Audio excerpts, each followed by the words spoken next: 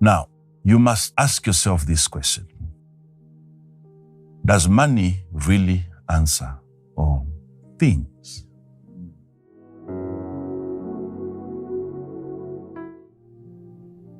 I understand when we are reading scriptures, we already have a bias. It's easy for us to simply say, yes, it does, because that's what the scripture is saying. Once the scripture says all things, it means all things. So then we try to get everything to be answered by money, because the scripture is saying it answers all things. But be flexible enough to ask yourself the question, in as much as that is what the scripture is saying, does money really answer all things? So you pause for a moment and you pause again. You have to think about what the scripture is saying.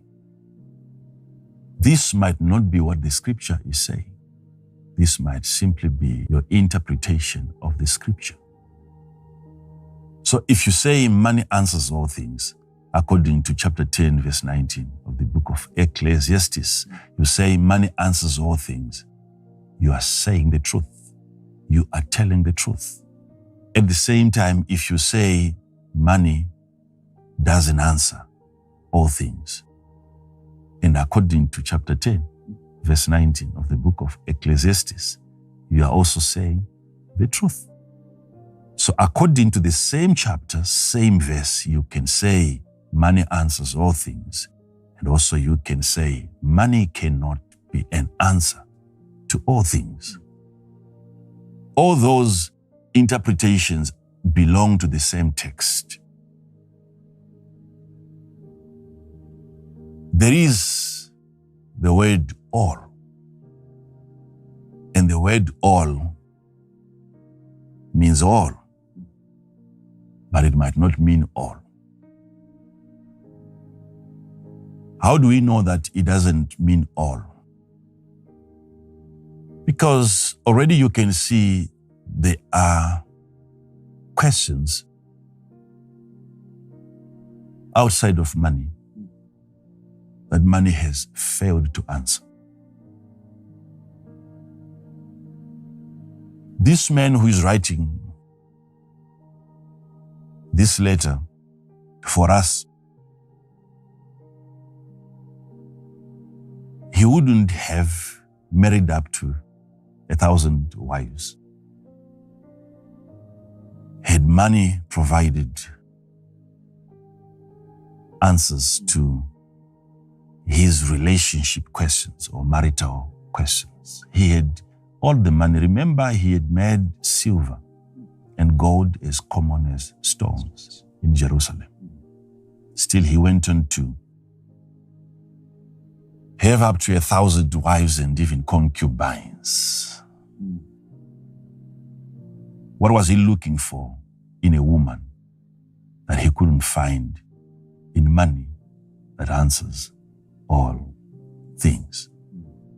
The man who wrote that money answers all things is not currently alive. He died. Why is it that money did not answer the question of life?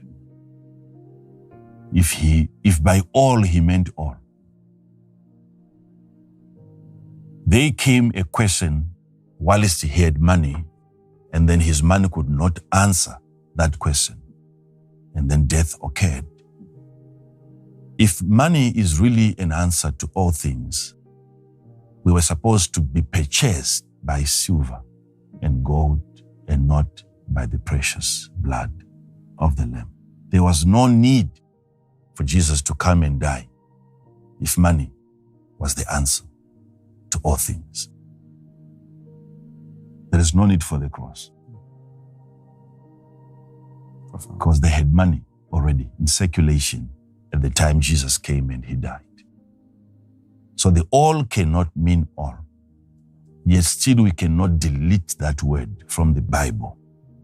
Now, so by all, he's simply saying, all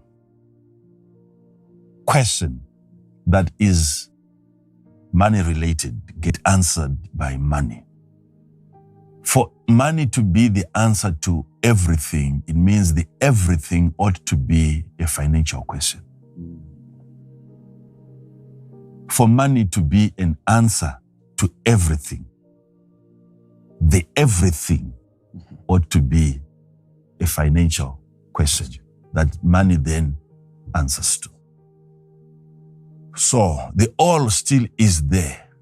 There are issues that money cannot answer. I'm telling you today, the founder of Apple, who is that? Steve Jobs. Steve Jobs would have been alive today. He had the money, yet he had a condition, and money could not answer that question because it was not financial. Money only answers what questions it. Something that cannot question money, money cannot answer. Now, if you look at verses prior to verse number 19, they serve you with a very interesting context of verse 19. He's basically talking about kings that enjoy celebrating too early in the morning.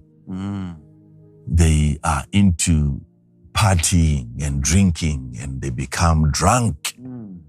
Woe to thee, O land, verse 16. Or woe unto thee, O land, when thy king is a child, when your king is childish, and thy princes eat in the morning. They eat in the morning. It's not the right time for princes to eat. Blessed art thou, O land, when thy king is the son of noble, and thy princes eat in due season, for strength and not for drunkenness. You see, the princes eat in due season. There is the right time for them to eat. You are blessed, O ye land, if your princes know when there is a due season for a prince to eat. And they eat for this reason. For strength. They eat for strength. And not for drunkenness. You see, you are blessed if your leadership eats for purposes of strength and not for drunkenness. So he's trying to address a subject here on intoxication and getting drunk and partying. Keep on going. 18. By much slothfulness, the building decayeth. If you are lazy, the structure, the building is going to decay and something is going to fall off. And through idleness of the hands, the house droppeth through. You see? Idleness of the hand, if your hands are not doing anything, it means your roof is going to collapse. A feast is made for laughter. Now he comes back to the issue of feast. So we now have a context. The feast is made for laughter. And wine maketh merry. Wine maketh merry. But money answers all things. Now, in the original language, the but wasn't even there. That is why in most of the translations, you won't find the but. You'll find the end. So the end as well was not part.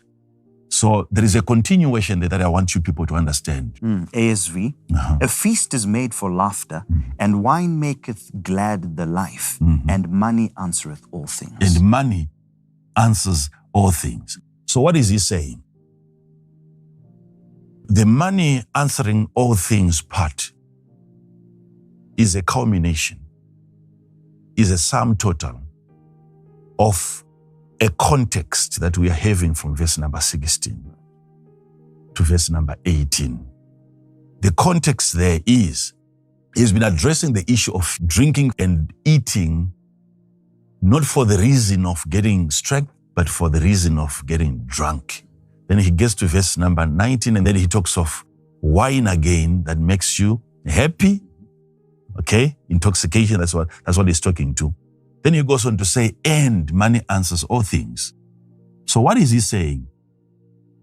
Wow. He's saying, if you are to go through this process of partying and drinking, and you get drunk, now you are in a state where you think money answers all things. Wow.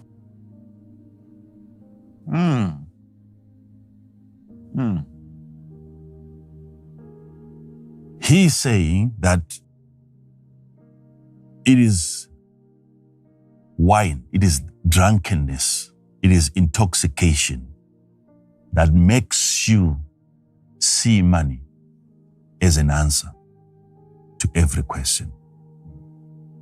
He's also saying that you have lost your right state of mind.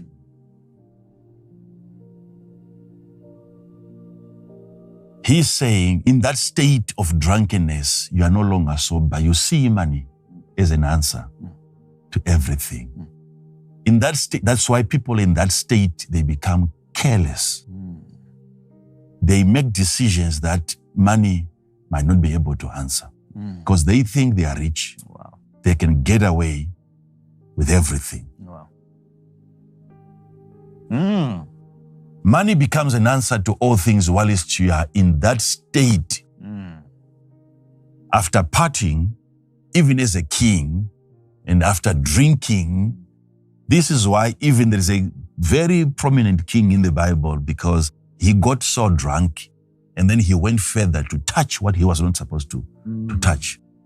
And that brought an end to his entire empire. Now, he took the vessels that had come, let's not go there. He took the vessels that had come from the house of the Lord from Jerusalem, and he said, bring them here. He was already in the state of drunkenness at the time. But he went on to do things that were beyond reason. And then his money could not answer to those decisions. So you are fooled when you think, I've said this before, that there will always be a time. There is a day ahead of you. And you see that money will not be able to answer certain questions.